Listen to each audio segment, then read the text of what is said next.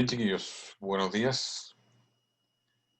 Hoy día vamos a hablar sobre un tema muy interesante, ya, en parte este es uno de los temas que hacen cerrar la materia de digestivo, ya, porque la próxima semana comenzamos con respiratorio, y vamos a hablar hoy día sobre peritonitis, ya, peritonitis y adherencias en específico. Con respecto a las peritonitis, es importante reconocer que es una patología muy frecuente en el equino, sobre todo cuando uno ejerce algún tipo de acción o actividad, ¿no es cierto?, relacionada con técnicas quirúrgicas que generalmente involucran el abordaje de abdomen o incluso también el abordaje, ¿no es cierto?, de algún tipo de estructura del tracto reproductivo que eventualmente pudiéramos ya producir algún tipo de tracción o sobretracción, ¿no es cierto?, entre comillas, esto se reconoce, ¿no es cierto?, como un tipo de accidente, ¿no es cierto?, no pensado, ¿ya?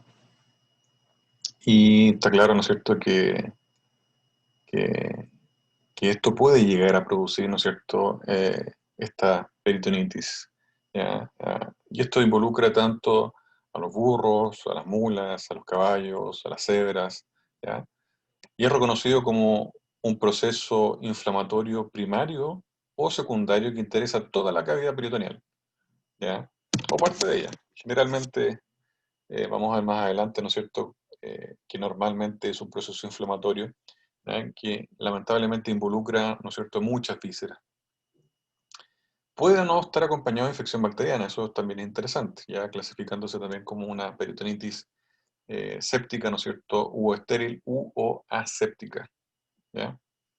Como pueden ver, les dije yo que esto es típico cuando se aborda, ¿no es cierto?, un caballo, la cavidad abdominal, como en este caso, que obviamente ahí se está haciendo la necropsia, pero a campo. Pero obviamente es importante ya determinar que este tipo de maniobras a campo no es recomendable, no es recomendable abordar abdomen, ¿no es cierto?, en caso de que se requiera. Y si es que tenemos un accidente o tenemos, ¿no es cierto?, eh, alguna emergencia, urgencia que requiera abrir el caballo a campo, está claro, ¿no es cierto?, que posteriormente tenemos que derivarlo ya a cirugía, ya. No es este caso, pero acá a mano derecha, ¿no es cierto?, podemos ver que hay, ¿no es cierto?, un compromiso, ya que hay obviamente tejido necrótico ya, en este caso que obviamente tuvo que realizarse, ¿no es cierto?, una resección, ¿no es cierto?, de parte del intestino afectado y generalmente se ha involucrado mucho intestino o algún órgano en específico, ¿ya? Y muchas veces uno llega a abrir y tiene que cerrar inmediatamente porque es tal el grado de compromiso que no hay vuelta, ¿ya? Las causas de las peritonitis sépticas, como les dije yo, es muy variada, ya pudiendo tener origen, salida del contenido del tracto gastrointestinal, ¿no es cierto? Ya, como puede ser, por ejemplo, una cirugía, ¿no es cierto?, con todas las condiciones estériles, por ejemplo, pero que lamentablemente, pónganse usted en el caso de que el cirujano, ¿no es cierto?, pasó a llevar algún tipo de víscera, ¿no es cierto?, y salió contenido hacia el peritoneo, ¿ya? Otro es el caso de que a lo mejor puede ser que también se produzca una excesiva tracción, ¿no es cierto?, o también pasa el cirujano a llevar, ¿no es cierto?, la vejiga, que a lo mejor estaba pletórica, ¿no es cierto?, y salió, o hubo un escape, ¿no es cierto?, de, el tracto genitourinario. También puede ser por un traumatismo abdominal, por una pancreatitis, ¿no es cierto?, o causas iatrogénicas, ¿no es cierto?, por culpa, ¿no es cierto?, del médico veterinario, ¿ya? Por una acción no premeditada, obviamente, pero eso se llama iatrogenia, ¿ya? Cuando uno lamentablemente sufre este tipo de accidentes, que es una condición que siempre puede estar presente. Bien, se dice además que a pesar de las variadas causas, ¿no es cierto?, la causa más común de peritonitis séptica, y esto es pregunta ya para la segunda prueba, se lo estoy dando ya, es la perforación intestinal debida a un cuerpo extraño, ¿ya? Aquí tenemos un ejemplo de una laparotomía exploratoria, ¿no es cierto?, ¿ya?, que generalmente es secundaria a una iatrogenia, ¿ya? Esta es una cirugía de cólico, ¿ya? También obviamente se coloca el caballo en posición supina, ya para poder abordar, ¿no es cierto? Ya, dependiendo de dónde quiera hacer la incisión el cirujano, ya se prepara para poder realizar, ¿no es cierto?, la acción, sea en un cólico, sea lo que sea, ¿no es cierto?, que conlleve al caballo al quirófano, ¿ya? Pero aquí existe la posibilidad de que mediante una laparotomía exploratoria puede ocurrir una iatrogenia, como les dije yo, ¿ya? Y puede haber contenido y salida y hace peritoneo y obviamente vamos a tener una peritonitis.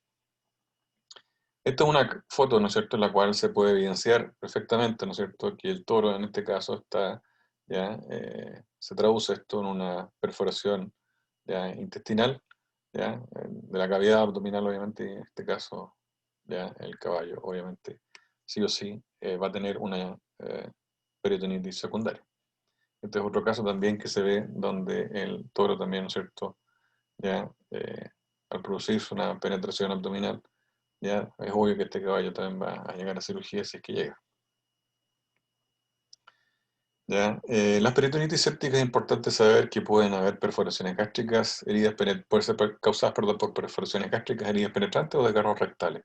¿Ya? Las perforaciones gástricas puede ser que se puedan producir, por ejemplo, por una úlcera gástrica. ¿Ya? Acuérdense de las úlceras gástricas, el síndrome ulceroso gástrico lequino que puede llegar a producir, ¿no es cierto?, no solamente la afectación de la mucosa, sino que también de la muscular, ¿ya? Y obviamente producir una ruptura o perforación gástrica. Segundo, las heridas penetrantes, ¿no es cierto?, producto como la que acabamos de, ¿no es cierto?, del toro con el caballo. Y los desgarros rectales, ¿no es cierto?, que eventualmente pueden ser también por iatrogenia, producto de una excesiva tracción que puede producir el médico veterinario al momento de realizar, ¿no es cierto?, el examen ya reproductivo, por ejemplo, de una yegua, o a través también de una palpación rectal en machos. ¿De acuerdo?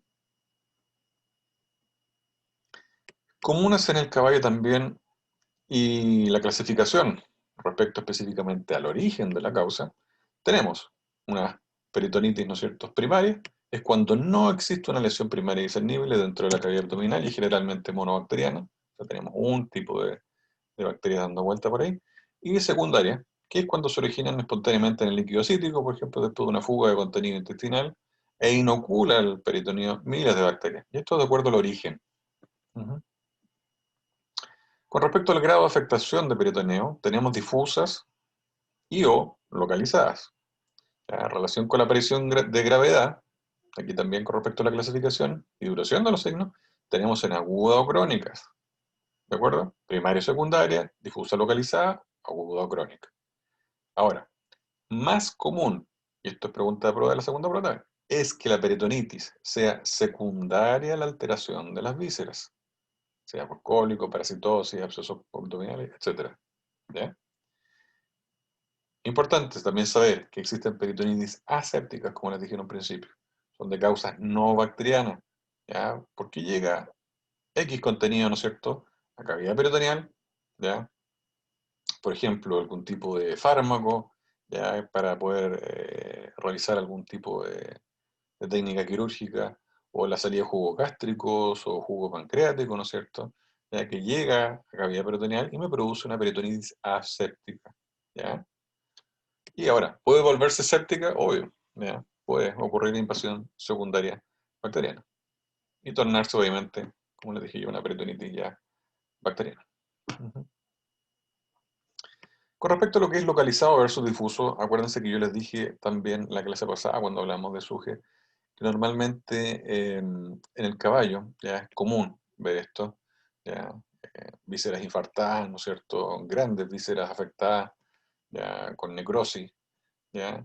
Y eso en el caballo. Y en las vacas, esto casi no se ve. ¿Ya? Las peritonitis normalmente son localizadas, ¿ya?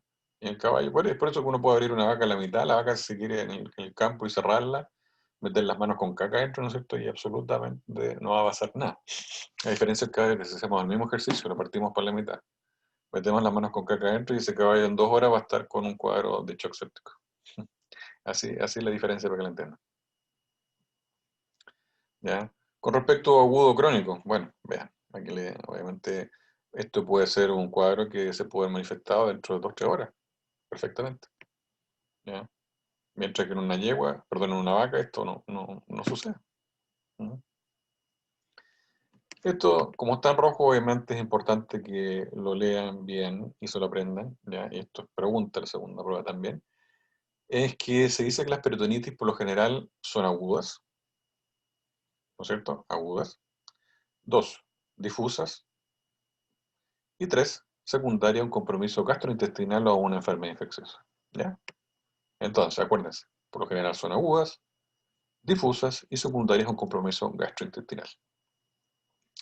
Y la gravedad, ¿no es cierto?, depende del agente etiológico, depende de la, ¿no es cierto?, de la virulencia, de la patogenicidad de la gente, de la cantidad de dosis, ¿no es cierto?, infecciosa, etcétera.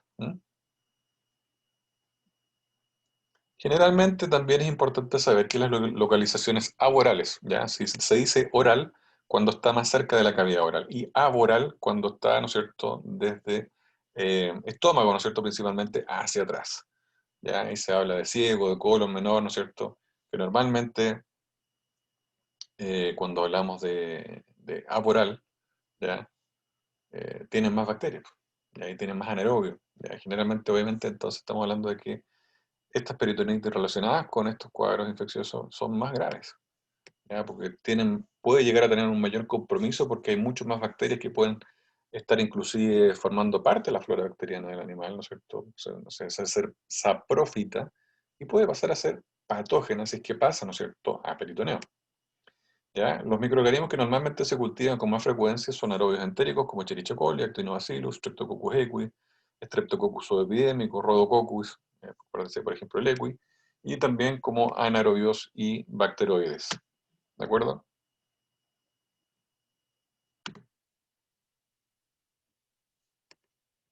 Bien, ahora siguiendo con la información, ¿no es cierto? Como les dije yo, tenemos la posibilidad de tener cuadros clínicos infecciosos, ¿no es cierto?, producidos por eh, agentes aerobios y también por agentes anaerobios como bacteroides, Clostridium y rara vez Fusobacterium.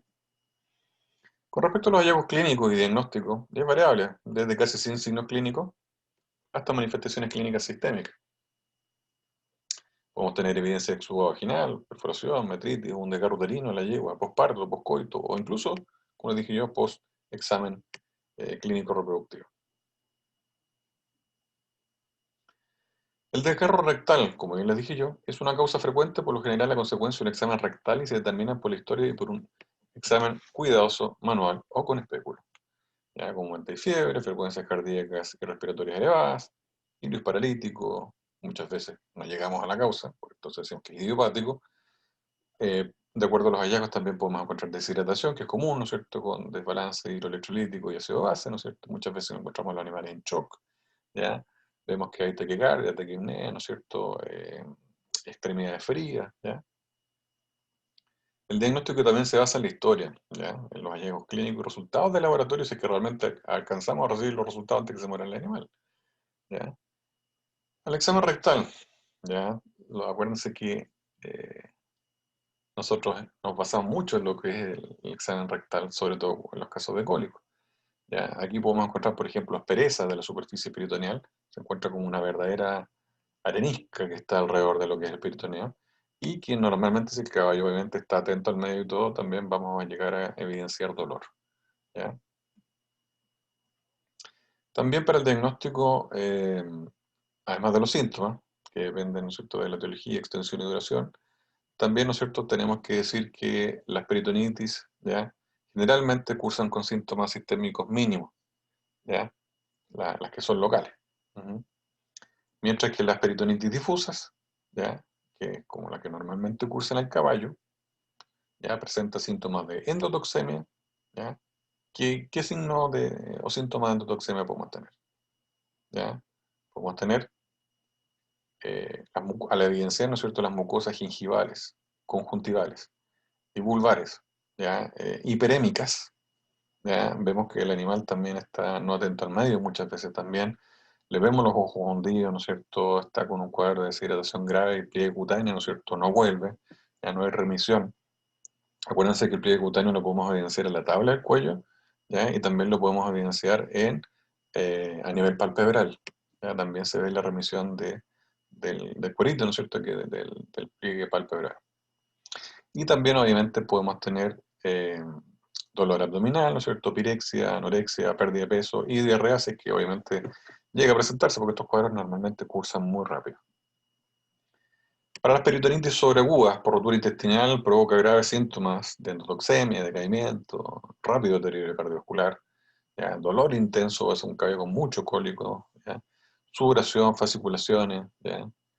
Y como te digo, estas peritonitis sobreagudas muchas veces ni siquiera llegamos a ver esto es de libro, ¿ya? Porque lamentablemente acuérdense que lo que nos ocurre normalmente cuando nosotros nos desenvolvemos bueno, incluso hasta clínica menor, siempre nos llaman después de que ya pasó todo esto, y cuando el caballo o el perro o el gato está a punto de morirse, lamentablemente. Con respecto también a un dato rosa interesante, respecto a las peritonitis agudas, que acuérdense que es algo típico de los caballos, ¿ya? Es que en las peritonitis agudas difusas, la muerte se produce, ojo, pregunta de prueba, entre 4 a 24 horas después del primer signo. O sea, tenemos, ¿no es cierto?, un periodo muy, muy limitado para poder ejercer una acción terapéutica y también, por ejemplo, para poder realizar, ¿no es cierto?, a lo mejor, para poder salvar al animal, si es que están los medios, obviamente, ejercer también una acción terapéutica que involucra, ¿no es cierto?, la lleva a un pabellón, ya que generalmente esto, para poder remitir los cuadros, muchas veces se necesita, ¿no es cierto?, realizar resecciones, ¿no es cierto?, intestinales que ocurra y el cirujano pueda hacer una buena, ¿no es cierto?, enteroanastomosis en caso de que haya que hacer resección intestinal, etcétera, ¿ya? Otra cosa interesante también es que pueden no apreciarse ni fiebre ni dolor abdominal, ¿ya? Y generalmente esto ya bueno, como les digo yo, que ni siquiera, o sea, llegamos y ni siquiera lo evidenciamos porque esto ya pasó ya, ¿ya? A nivel de hematología, ¿no es cierto? ¿No es cierto? Lo que podemos llegar a ver normalmente es una leucocitosis con una neutrofilia, ¿ya? Normalmente hay una desviación a la izquierda también asociada, ¿ya? Hay hiperfibrinogenemia, ¿ya? Y el hematocrito también está aumentado, ¿ya? Hay una acidosis metabólica, ¿ya? Puede haber anemia a causa de la depresión de médula ósea. En los casos crónicos, acuérdense que hay casos agudos y sobreagudos también, ¿ya? Y en casos más crónicos se puede encontrar un aumento de las proteínas plasmáticas totales, que puede verse, ¿no es cierto?, a deshidratación o hipergamaglobulinemia. Y la abdominocéntesis es vital también para el diagnóstico, eso es otra cosa súper, súper importante, ¿ya? La abdominocéntesis, acuérdense que también el cólico es uno de los 4 cosas o herramientas diagnósticas, ¿ya?, que nosotros requerimos realizar siempre. Acuérdense, abdominocentesis, ¿no es cierto?, sonda nasogástrica, palpación rectal, ¿ya? Todo eso que yo les dije es súper, súper importante. Con respecto a los cambios a nivel de líquido abdominal o líquido peritoneal, ¿no es cierto?, pueden incluir también un aumento de la cuenta total de células nucleares, normalmente mayor a 50.000 por microlitro. Hay un aumento de la concentración de proteínas mayores a 4,5 gramos por decilitro y también aumento de la turbidez, ¿ya? Obviamente hay que también tener eso en consideración. Y aparte de los análisis de citología y bioquímica, se hace el cultivo. Adición de Gram, prueba de sensibilidad para ver qué tipo de antibiótico vamos a utilizar. Pero ojo, muchas veces nosotros no tenemos acceso al laboratorio, muchas veces nosotros tenemos un caballo de una persona que no tiene mucho dinero. O lo otro es que, como les dije yo, estos cuadros son muy, muy rápidos. Tenemos que instaurar un tratamiento con antibacterianos de amplio espectro sí o sí. ¿Ya? Entonces, en este caso, empezamos con un antibiótico de amplio espectro, mandamos al laboratorio y si es que alcanzamos, ¿no es cierto?, a salvar al caballo con eso, estamos súper bien. ¿Ya? Entonces tenemos que usar un antibiótico de amplio espectro que cubra gram positivo, gram negativo, aerobio y anaerobio, ¿ya? Y junto con esto, ya esperamos las pruebas de sensibilidad antimicrobiana y obviamente vamos a poder utilizar el antibiótico que se debe usar en un principio, pero obviamente ya en un principio empezamos a usar antimicrobianos ya de amplio espectro, ya hasta recibir el resultado, así que realmente alcanzamos, porque como te digo, estos cuadros normalmente son cuadros que andan muy, muy, pero muy rápido. Como dato rosa, también es importante saber que más del 60% de los casos de peritonitis séptica se deben a infecciones bacterianas mixtas. ¿De acuerdo?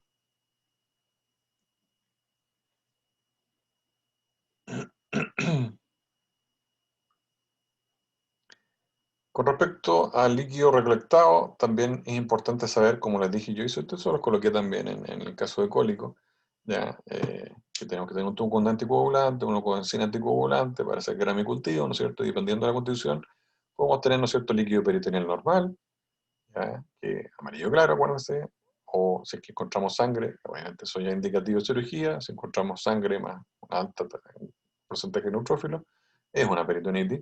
Y si encontramos líquido más sangre más alimento, es ruptura o, ¿no es cierto?, por iatrogenia.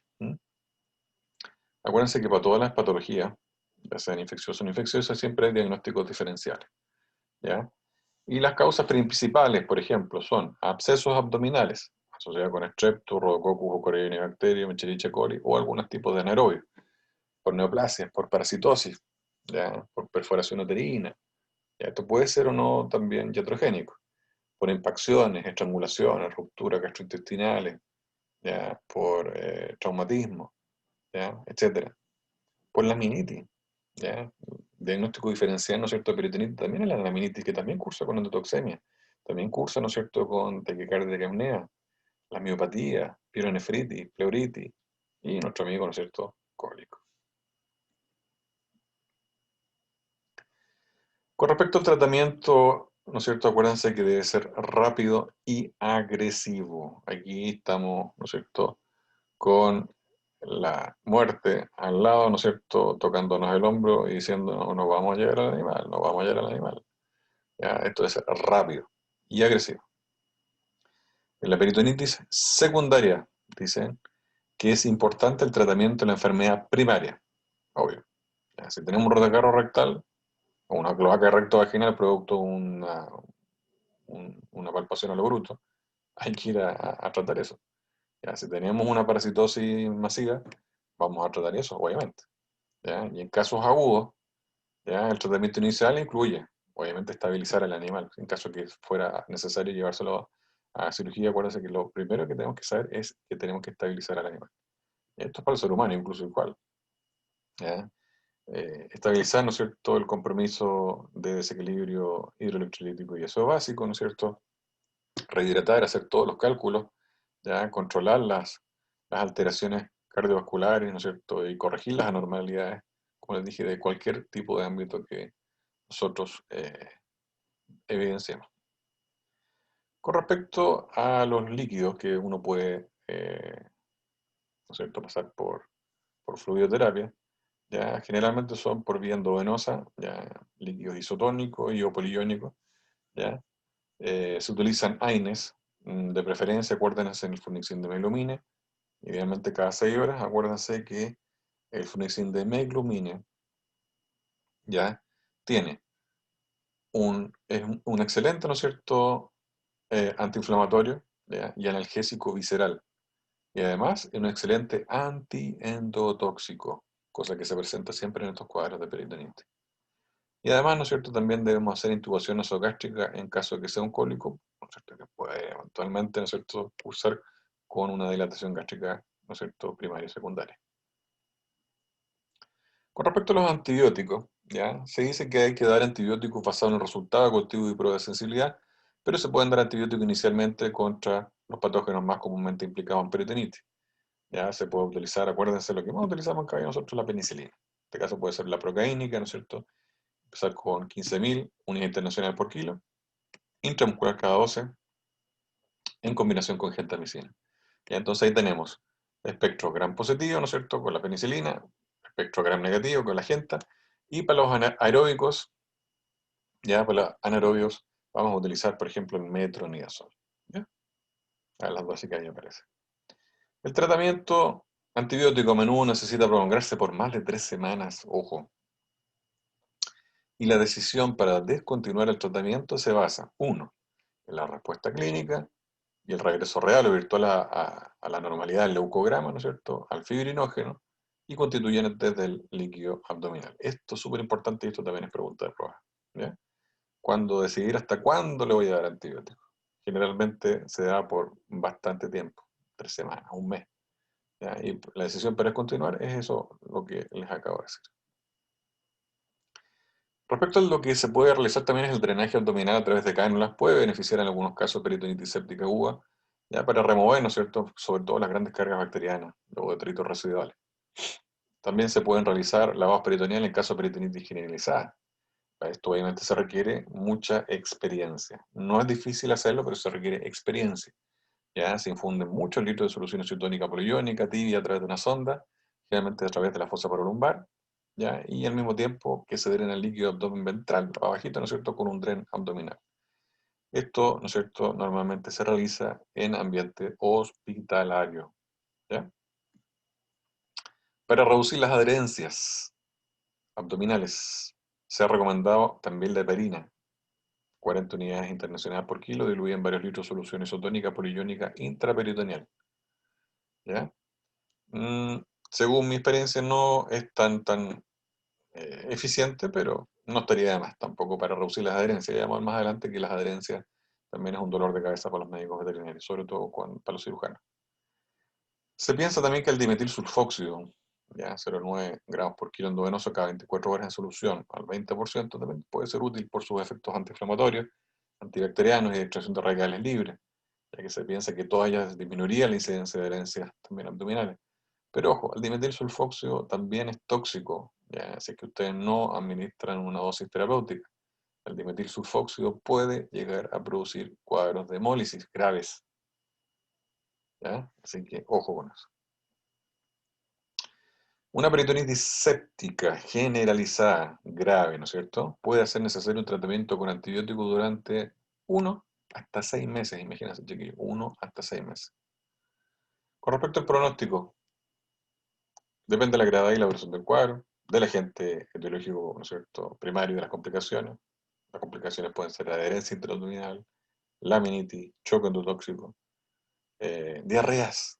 ¿Ya? Es normal que cuando uno utilice antibióticos por mucho tiempo se puedan producir diarreas. ¿Y qué pasa con estas cuadros de disbacteriosis? ¿Ya? Diarreas producto de una disbacteriosis. ¿Ya? Hay que utilizar probióticos y prebióticos, ¿ya? Para bajar, ¿no es cierto?, la posibilidad de estas famosas diarreas que incluso pueden llegar a producir la muerte del animal producto de eso, ¿ya? Por culpa del tratamiento. ¿No? Así que hay que tener mucho cuidado con eso. Con respecto a las adherencias ahora, ¿ya? Con respecto a las adherencias, hay que saber que son bandas de material fibrinoso y depositadas, ¿no es cierto?, sobre la superficie de las membranas serosas y conectadas a superficies opuestas. ¿Ya? Bandas de material fibrinoso depositadas sobre la superficie de las membranas serosas y conectadas a superficies opuestas. Es como una telaraña, ¿no es cierto?, dentro de la guata. ¿Ya? Durante los primeros 3 días posteriores a un daño peritoneal se forman adherencias fibrinosas. O sea, durante los primeros 3 días, por ejemplo, posteriores a un desgarro producto de una palpación rectal o de algún tipo de cirugía, aunque sea mínima, de una hernia inguinal, se producen adherencias. ¿Ya? Así que eso es importante saber que ante cualquier tipo de actividad, ¿no es cierto?, quirúrgica que uno ejerza, ah, invadiendo, ¿no es cierto?, el tracto gastrointestinal, ¿ya? Haciendo algún tipo de tracción de peritoneo, ¿no es cierto? Podemos tener una peritonitis, acuérdense, y ya haciendo cualquier tipo de acción quirúrgica abdominal, ¿no es cierto?, normalmente se producen adherencias desde mínimas a múltiples, ¿ya? La infiltración dice que de enzimas fibrinolíticas y de fagocitos pueden solucionarlas en 6 días. Eso cuando se hace, ¿ya? Cuando el organismo realmente lo hace, pero no siempre es así, ¿ya? ¿Cuáles son los beneficios de la formación de adherencia? También tiene sus beneficios, pero generalmente son más las desventajas que las ventajas. Los beneficios dicen que hay estabilización de vísceras móviles. Acuérdense que los caballos tienen vísceras móviles por lo general. Hay localización de procesos infecciosos, ya para que no sea difuso, no se vuelva difuso el cuadro infeccioso. Y también, ¿no es cierto?, produce una prevención de filtraciones viscerales y un apoyo estructural para la neovascularización de segmentos vasculares comprometidos que normalmente ocurren, ¿no es cierto?, en procesos de cirugía, ¿no es cierto?, ya mayores. Las condiciones que predisponen a la formación de las famosas adherencias, como ya les dije, son las cirugías gastrointestinales. También, otra condición que predispone a formación de adherencia, peritonitis, lo acabamos de ver, abscesos o tumores, enfermedades isquémicas, castraciones, ojo con las castraciones, cistitis, migración de estróngilos, cuando no se realiza, ¿no es cierto?, una adecuada protocolo antiparasitario, ¿no es cierto?, podemos tener migración de estróngilos, ya, que puedan llegar a producir también producto de ello, porque acuérdense que dependiendo del ciclo hay migraciones, ¿no es cierto?, dentro del animal y pueden producir por lo mismo también esa adherencia. ¿Ya? Las adherencias peritoneales entonces ocurren con frecuencia también como parte del proceso de cicatrización. Eso es lo que les dije yo en delante. Ante cualquier acción quirúrgica hay producción de adherencia. Entonces, ojo con respecto a las castraciones, chiquillos. Aquí se ve, no realizarlas ya incurriendo en una, ¿cómo se llama? En que se involucre demasiado tejido, que no haya mucha, tanta retracción, protracción, desgarro de tejido en el momento, es la orquiectomía, por ejemplo. ¿Ya?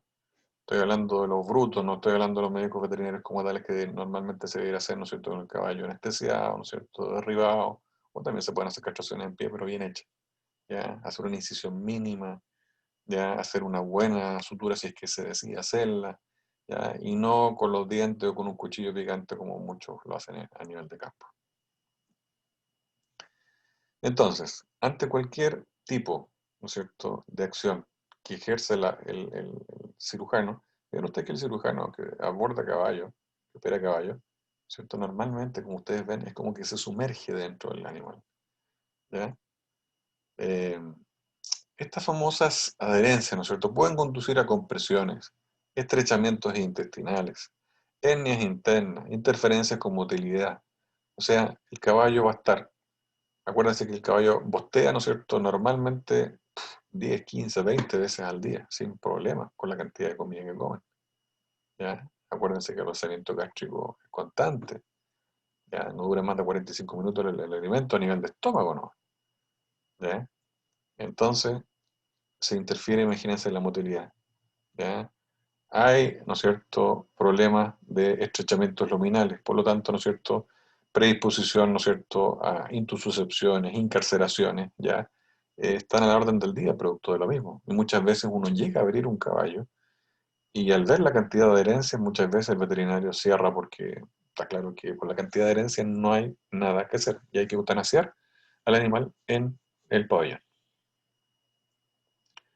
Con respecto a los signos clínicos, se relacionan con el grado, o sea, con la cantidad de herencia, la localización y duración de la obstrucción intestinal.